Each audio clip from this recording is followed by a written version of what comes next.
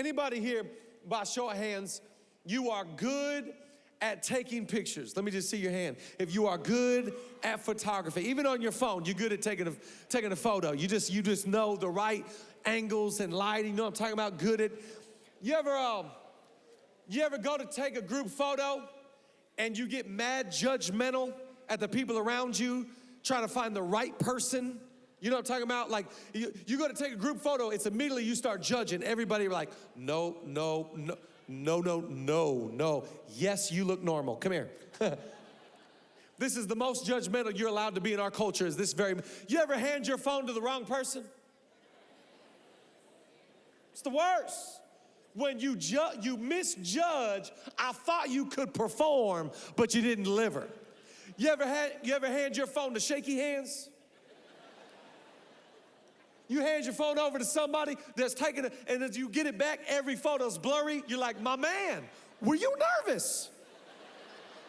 Were you nervous to take the photo? Or you ever hand your phone? And this is my problem, is that when I take a photo with somebody, or I take a photo in a group, I make a weird sound so I can smile the whole time. So the people next to me must be weird, like he's a weirdo. Because I'm like this the whole time.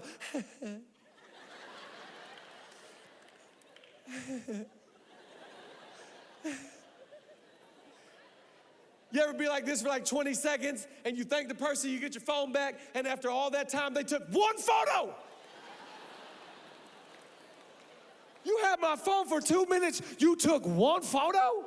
Like, I need options, people, okay? I'm scrolling through the whole thing, and by the way, I'm only looking at me. I don't care what you look like. You can have your mouth open, your eyes closed, I don't care. I'm putting it up on the internet if your boy looks good. Who am I preaching to right now? Some teenage girl in the back's like, oh, that's good, that's good. God, do that, that's good.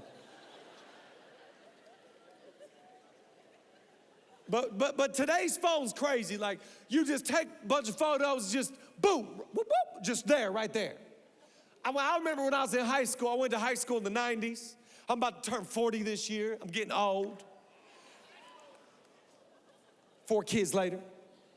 But when I went to high school in the 90s, I took a photography class, and in the photography class, they would lend you would rent out a camera. You would rent out a camera, you would go to the store, you'd buy some film. You'd buy some film, and then you would go out with your 16 shots. You would take your shot, like in the hallway in school, or in the nature, or of a friend, and then you come back to the classroom, and you would go into what they would call the dark room.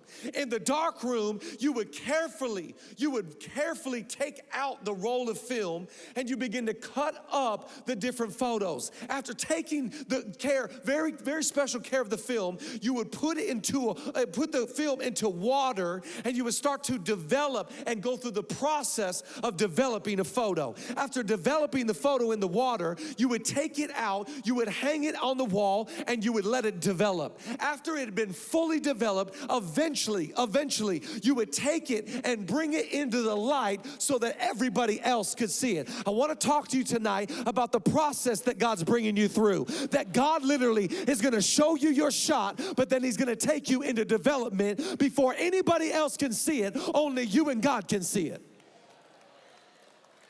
And some of us get upset because right after the conference moment, right after the altar call, right after we receive the vision, God takes us into development.